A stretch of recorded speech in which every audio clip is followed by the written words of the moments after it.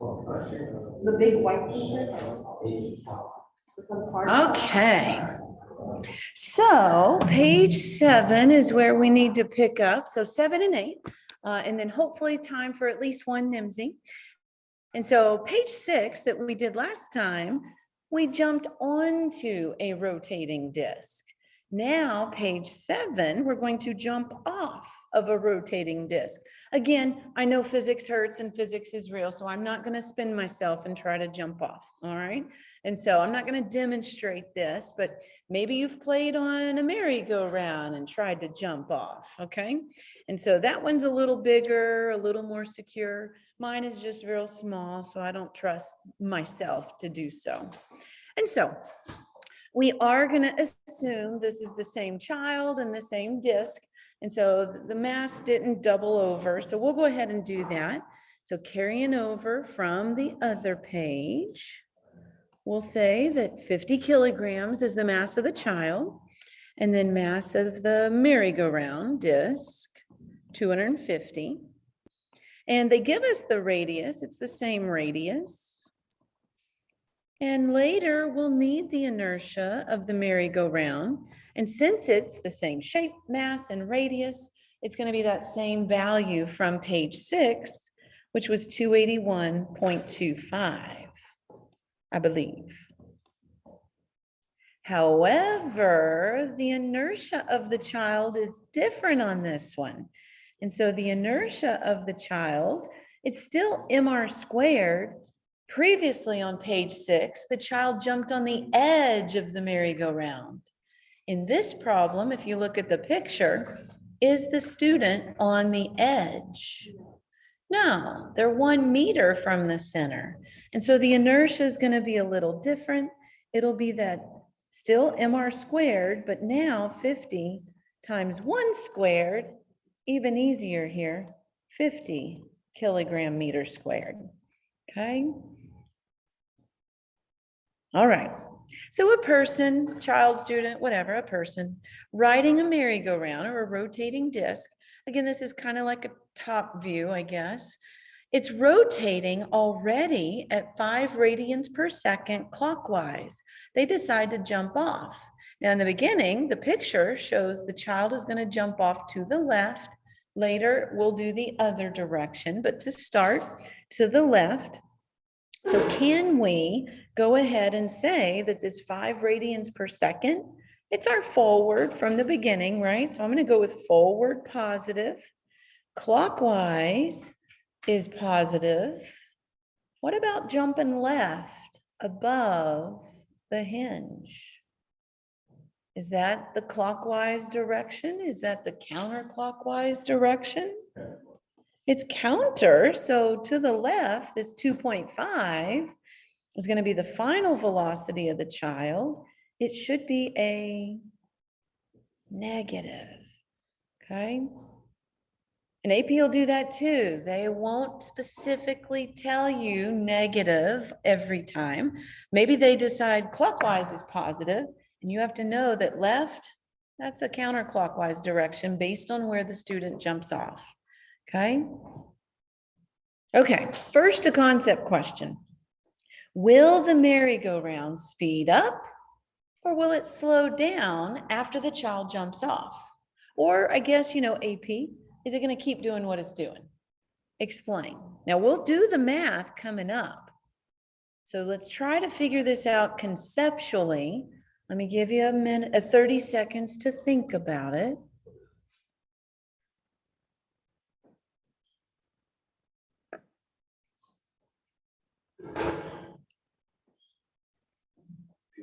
Based on real world like application, what are the jails still go because the momentum of the Well, if they push off and have enough gripping friction, so we'll assume non-slip. So they can still jump in the opposite. no, I mean like in real life, the kid married around spinning clockwise and like counterclockwise, one like technically it's still has like a little bit of momentum over married around Well, we'd have to calculate the force needed to, but you can stop going one direction and go the other, right? So you throw something up, it has an upward inertia, gravity pulls it back down, stops the upward direction, right? Now, it does take time. So I think the force that the child would have to exert to change direction would have to be maybe greater, like not necessarily greater than gravitation 9.8, but it'd have to be great enough to stop the clockwise and go in the counterclockwise direction. Impulse, right? Okay, so what's the merry-go-round going to do? Is it going to speed up or slow down? It's losing mass, right? It's losing inertia, if you will. But if you think about that impulse, for the student to go left, what direction of force? Okay. So the force on the child by the merry-go-round would have to be to the left for the kid to go left, right? Or correct? And so Newton's third law says that, this force is going to be equal to the force on the merry-go-round by the child, equal in magnitude, opposite in direction. So what direction, due to that gripping friction, we'll assume non-slip, right? Kid jumps off with sufficient friction. And so what direction is the force on the merry-go-round? On the merry-go-round, it would be to the right, okay? Now, that's not where we end. We want to know about the angular final velocity, but think about that force at that position. Isn't that going to be a net torque on the merry-go-round? And so if the merry-go-round receives a rightward push above the hinge, what direction is the torque on the merry-go-round? It'll be clockwise, and this net torque is going to, lead to an angular acceleration. Angular acceleration is a change in omega. And so if you get a clockwise angular acceleration, and you're already moving in the clockwise, what's that going to do to the merry-go-round? Speed it up or slow it down? It's going to speed it up because your final is really what they're asking here. And so minus the initial, I've already going clockwise. I receive a clockwise angular acceleration. And so my final is going to end up being clockwise, which will increase, right? And so it's going to speed up. Does that make sense? Say again. Yes.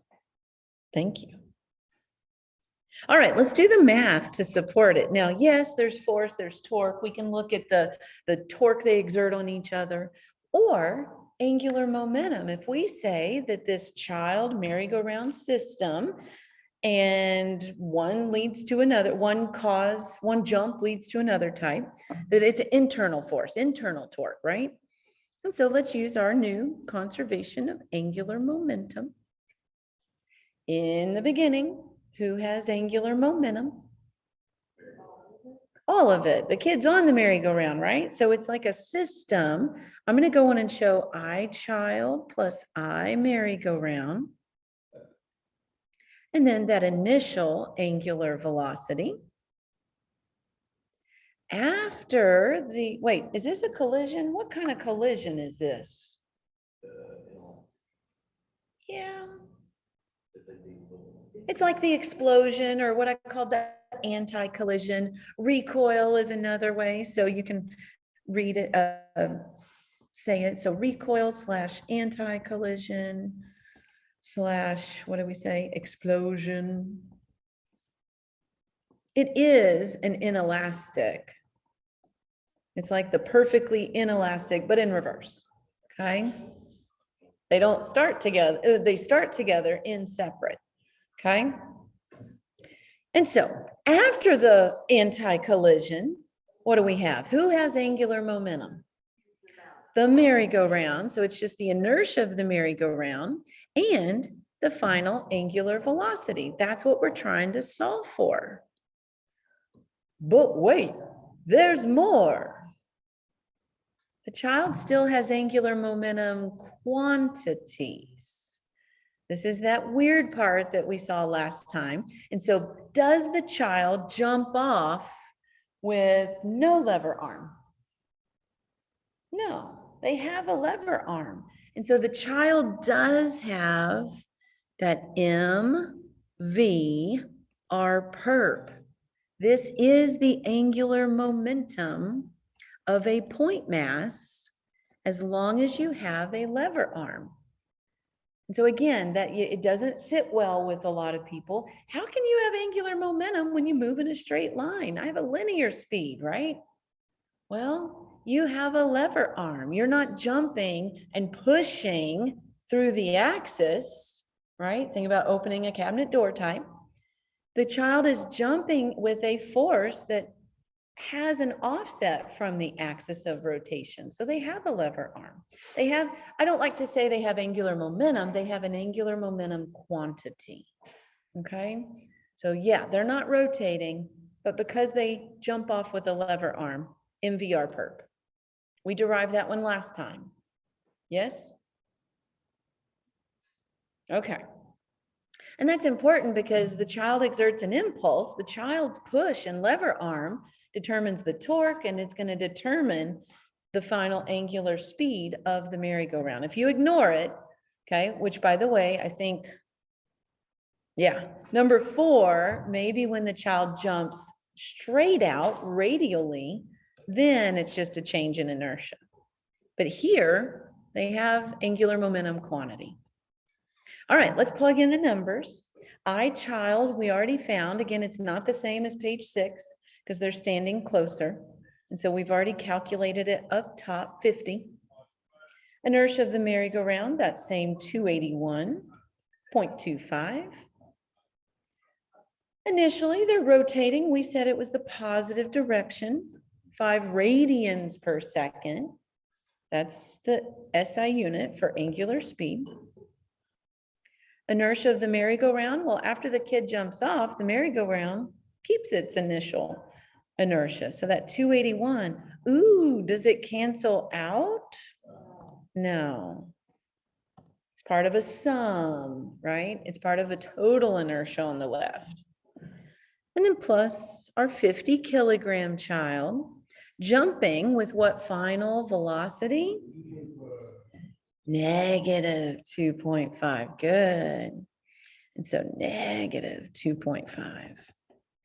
And then the lever arm, what's this? This horizontal line of action, if you will, from your axis to the line of action, your perpendicular distance would be 1 meter.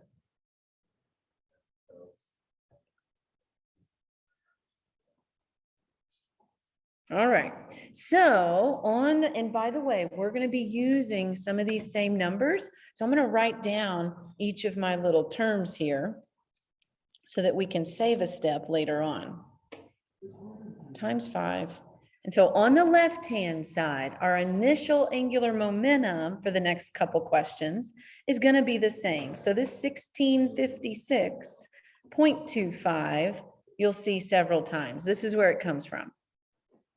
And then I'll go on and finish this out. And then minus 125. And so to solve for omega F, we need to add 125 to both sides and then divide by the inertia of the merry-go-round. And so I get a final angular velocity of 6.33 radians per second.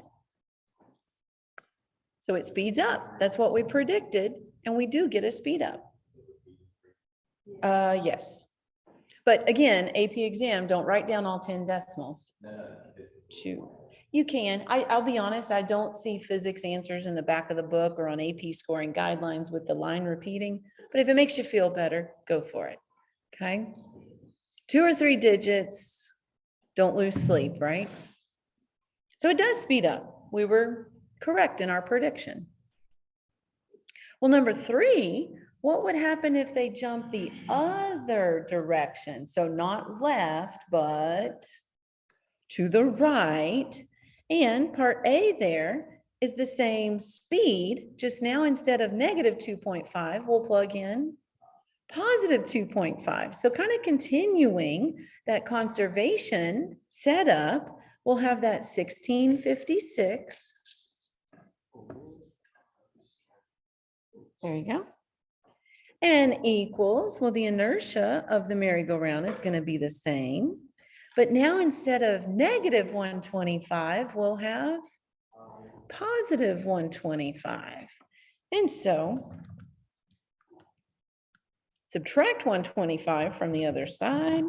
Oopsies.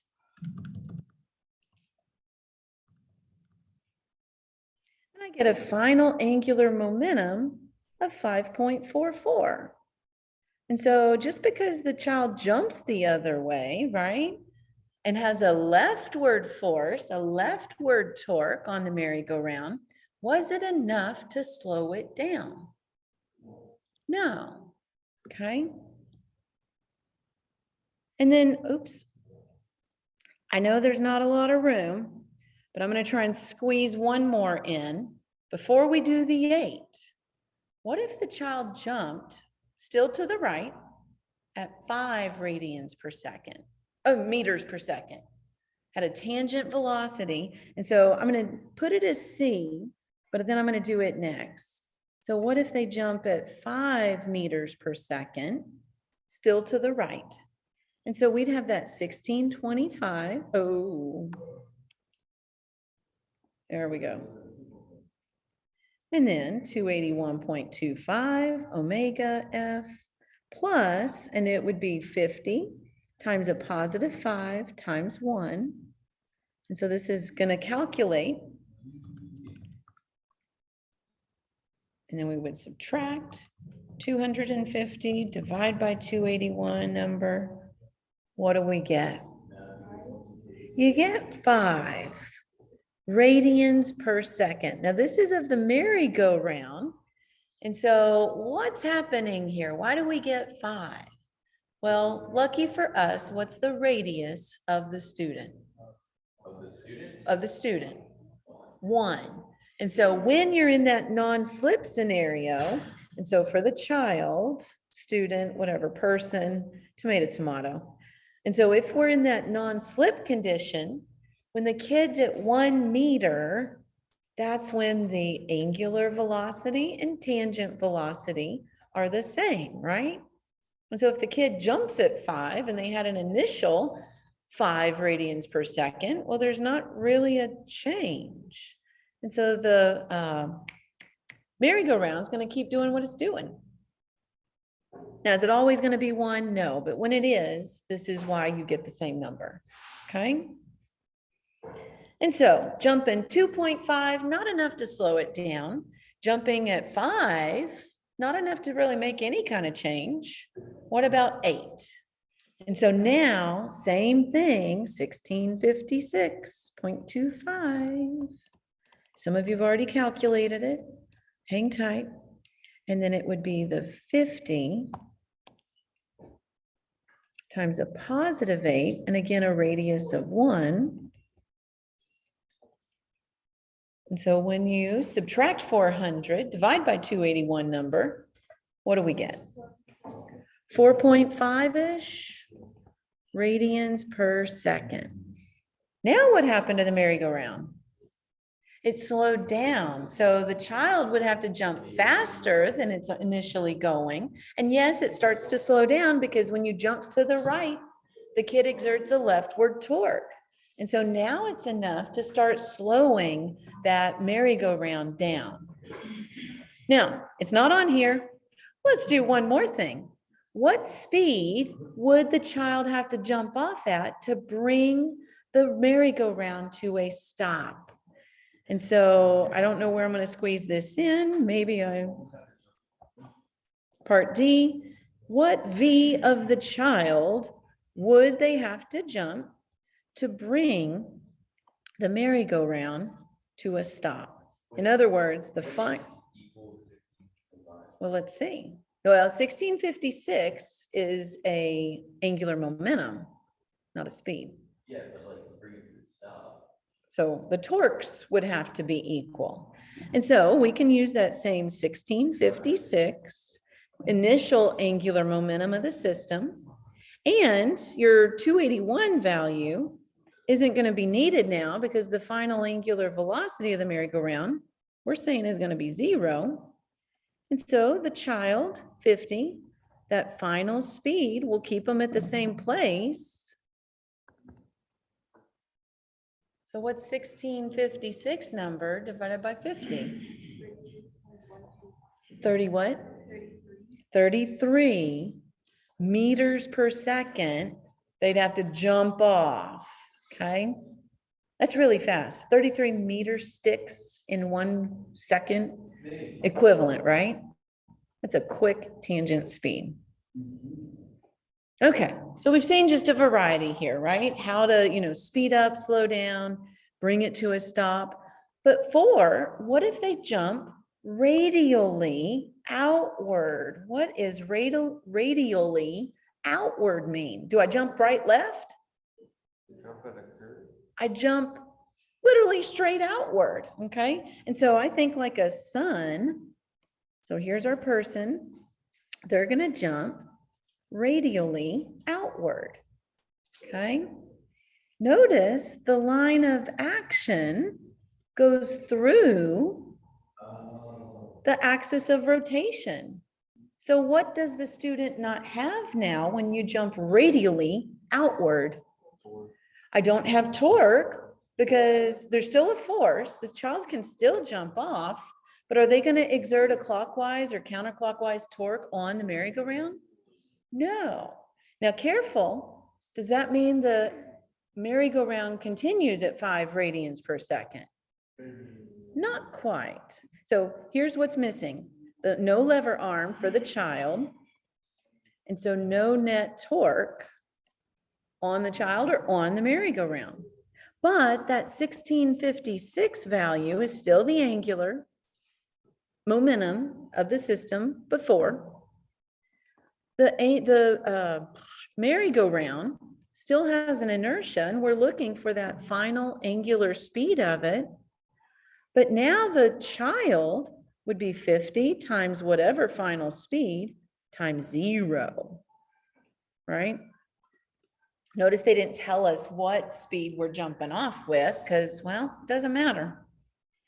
And so now just take that initial angular momentum. Now the final inertia is different, right? We have a decrease in final inertia. And so let me know what you get. 5.8 should be radians per second. And so if the angular momentum remains the same, but our inertia goes down, what do we notice happens with our angular speed? It does increase from 5 to 5.8.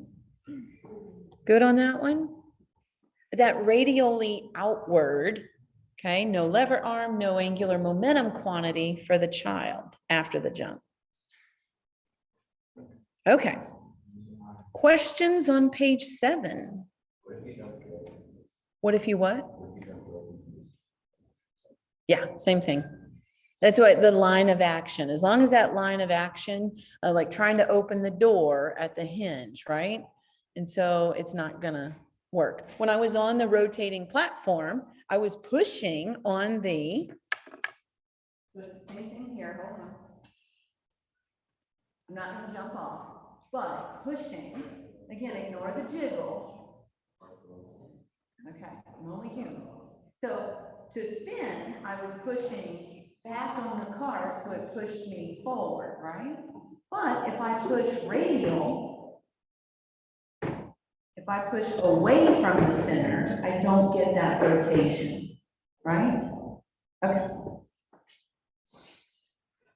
So that's page 7. So jumping off of a merry-go-round, jumping on a merry-go-round, it's still conservation of angular momentum. Page 8, still angular momentum, but now a little different. Now we've got a rod and I see a little nail here. And so this nail, maybe we nail it to whatever, a post of some kind. And we're going to throw some balls at it. Again, why do we do these things? But it's physics, okay? And so this nail on a rod, we give you the mass of the rod, the length of the rod. Careful, y'all. That capital L is not angular momentum with a unit of meter. That's a length. Uh-oh. So this is a length. Be careful of the L. And the inertia equation for the rod is given. Now, they don't give you the inertia of a point mass, but again, this is the practice. I'm going to put it in for you, okay? But the inertia of a point mass, which is what your ball would be when all the mass hits at the same point, is just mr squared. Notice no fraction, so it must be a shape constant of 1. And so we've actually got a left side, right side thing here. It says, which rod rotates faster? On the left, maybe our ball is made of clay and it sticks to the rod. Or is it when it rebounds? Maybe it's made of rubber, a bouncy ball, and we hit the rod at the same spot, but this time it bounces off, okay? And so the first question is going to be concept, and then we'll prove it, hopefully, confirm or deny. With question 2, we're going to figure out the final angular velocity of the rod for each case. And so what do you think? I'll give you 30 seconds, not 3, to think about, well, which one is going to cause the rod to rotate faster, or is it going to be the same? But the most important question, why? What's the physics behind it? So 30 seconds, think about it.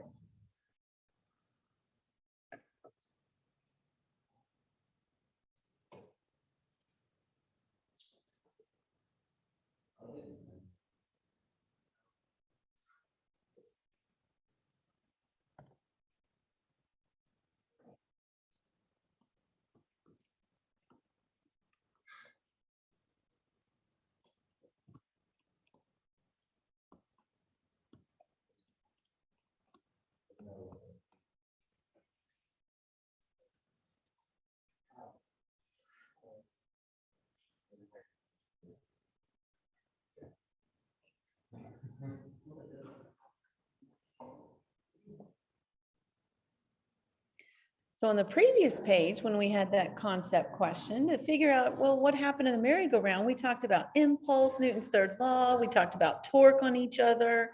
And so even though they are making up a system, in either case, isn't the ball exerting an impulse on the rod?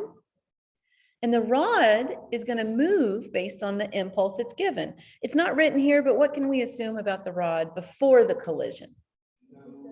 It's at rest. So we'll say initial angular velocity of the rod is going to be 0. Oops, not final. Initial of the rod is 0. So it's just hanging there. Oh, we probably should point out that this nail, maybe it's going to be a frictionless nail, right? A frictionless, so that it won't change the angular momentum. We want only the ball to change the angular momentum of the rod, right?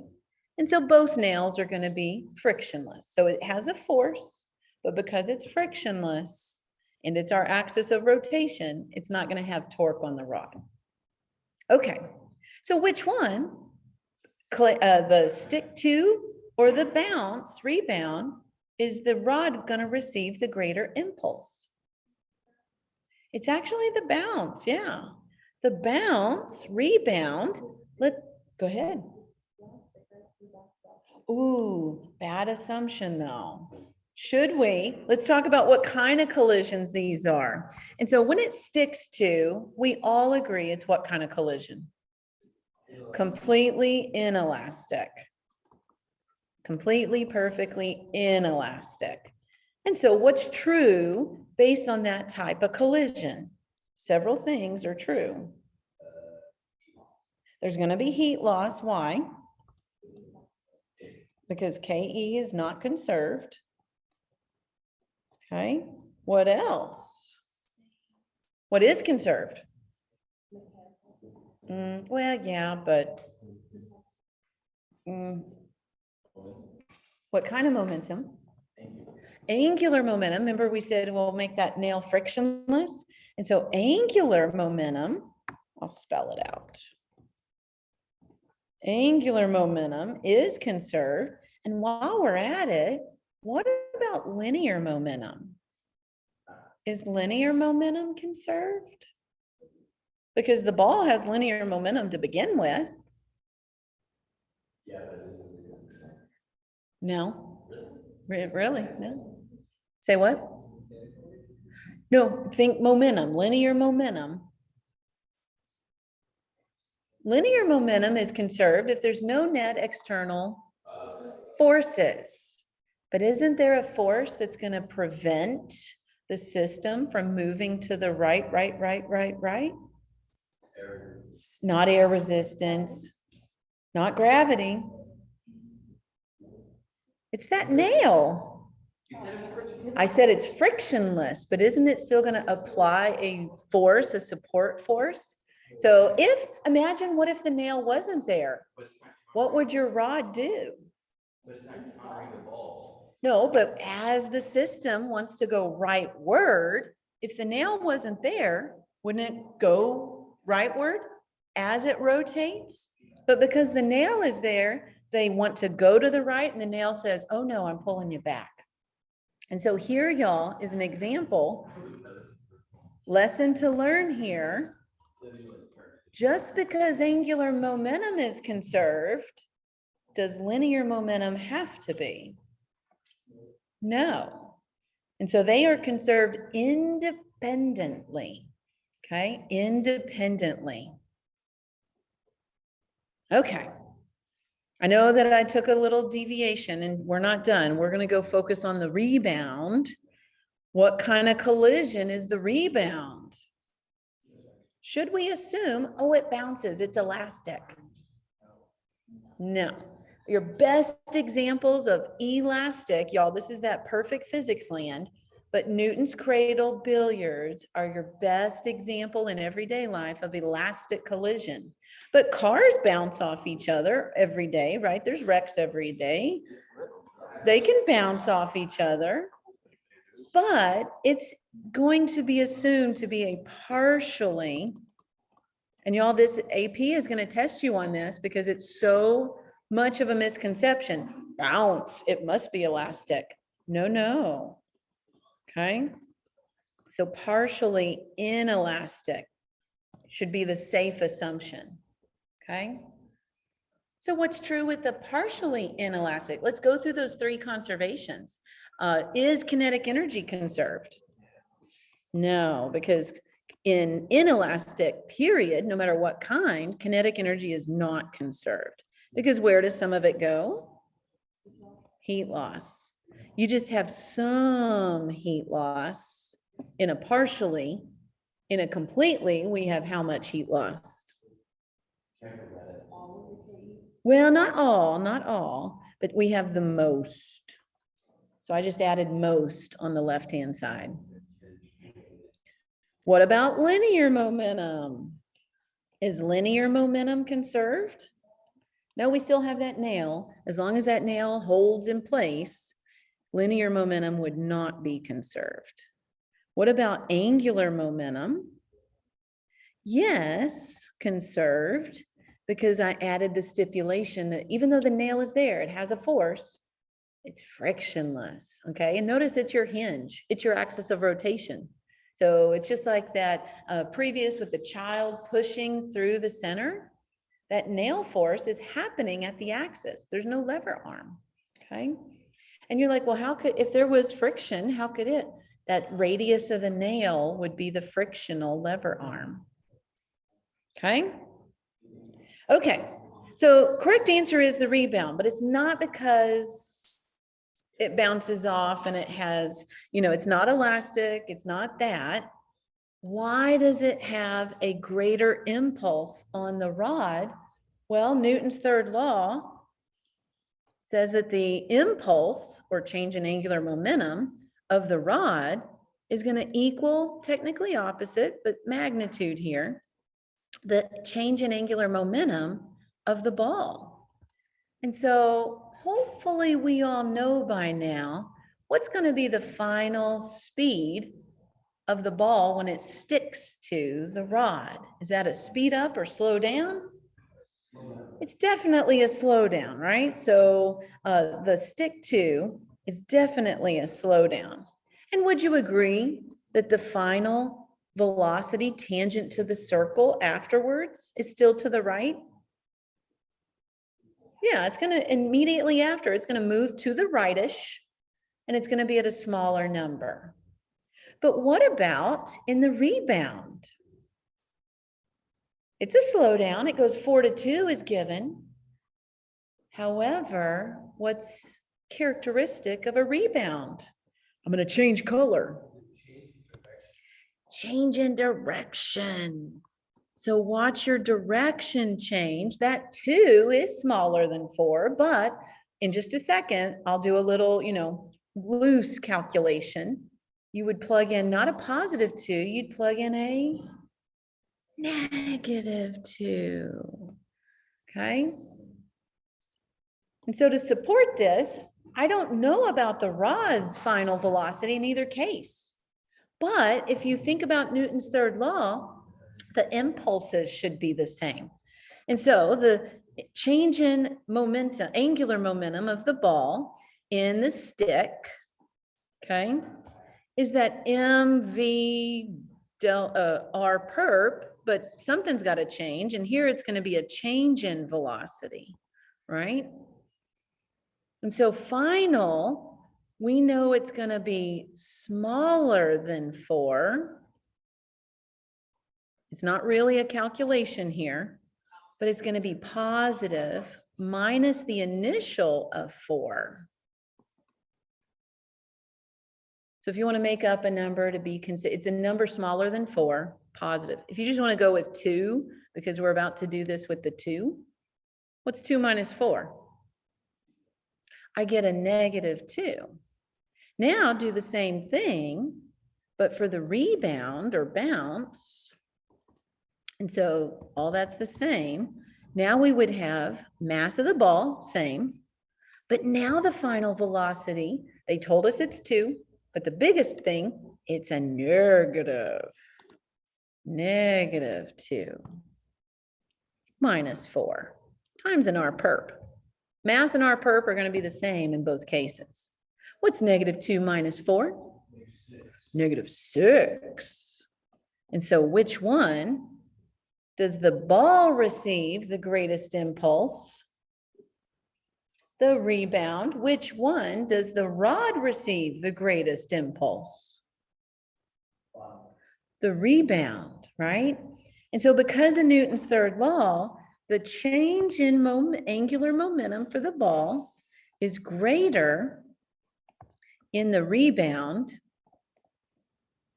Therefore, the change in angular momentum of the rod is going to be greater in the rebound.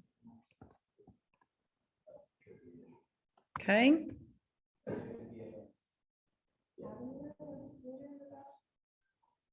Newton's third law says that during the collision, they'll receive the same impulse, right? I push on you, you push on me. I torque on you, you torque on me, is what's happening here. And so we did the loose math. We're answering for the rod, but we don't have enough information of the rod, right? We're not given the final angular velocity in either. But going through Newton's third law and impulse, we can figure it out for the ball, and then it's going to be the same answer for the rod. Well, yes, it would be easier to do number 2 first, but this one we wrote to think about the concept first, right? Be ready for whatever, okay? Okay, so speaking of numbers and speaking of number 2, let's do the math behind it and see if we get the same answer. And so if the ball strikes the rod, careful here, 25 what? Centimeters from where? The bottom of the rod. So, they could give a distance from the top. They here gave it from the bottom. And so if the rod is 1 meter, then what's the r perp? What's the distance from the axis of rotation in both cases?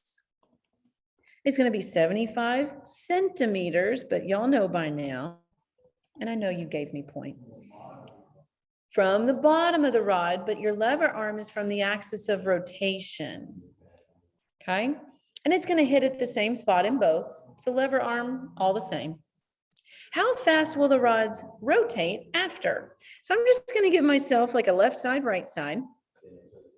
In the stick, the completely inelastic collision, it starts, we're going to do angular momentum conservation. Who has angular momentum before the collision? And you think no one, but that's when you need to say, but it has to come from somewhere. So let me rephrase my question. Which object has an angular momentum quantity before? It's the ball. And so that M ball, V initial, because it has a lever arm, it's going to have angular momentum quantity. But the rod, we said, totally at rest, equals, well, it sticks to it. And so it's going to be a system inertia, inertia of the ball plus inertia of the rod. And there's that final angular velocity that we're trying to solve for. And so mass of ball, I actually need to scroll back up. I don't remember. 2. And the initial velocity, now they said it's to the right. Are we all okay with forward positive? So I'm just going to go a positive 4. Lever arm, we already found 0.75. Now, inertia of the ball, we have not calculated. Let me go back up and do that. Well, I thought I had room. Inertia, hold on. Inertia of the ball after the collision, mr squared, mass is 2. What's the radius of the ball's rotation after it sticks to it? 0.75, don't forget to square. And so inertia of the ball, I get 1.13-ish. Okay, and while we're here, we were given the equation for the inertia of the rod. Let's plug them in. So 1/3, mass, a convenient 3 kilograms, length, a convenient 1. Don't forget to square. So the inertia of the rod is going to be 1 kilogram meter squared. Okay. And so now I'm going to take those numbers, put them in to my equation. So inertia of the ball, 1.13 plus 1. And then there's our final. And so would that be 6 on the left divided by 2.13? I get 2.8 radians per second. Good. What about the rebound or the bounce? Well, still conservation of angular momentum, still a frictionless nail. It's still going to begin the same way, so that MBVIR perp, oops, gosh, plus 0. But the difference is now it's not a system inertia that's rotating. It's just going to be the rod with that final angular velocity that we're trying to solve for. But don't forget that our point mass still has a lever arm after the collision. And so we have M ball V final R perp. So the statement changes. So 2 times a positive 4, 0.75, all the same there. Inertia of the rod is still 1. There's our final angular speed. Mass of ball 2. Final velocity has to be what? -2. and the lever arm is still 0.75. And so we get 6. And then after the collision, 3/4 of 4 is 3. And so add our 3 and we get 9 radians per second. Does that agree with our prediction? We said the rod would move faster during the rebound. And yes, we could have taken a torque approach, found the torque, the change in for the ball, and then applied it to the rod. However, angular momentum takes care of that. The torque is internal to the system, but either approach should get you the same numbers. Questions on this one?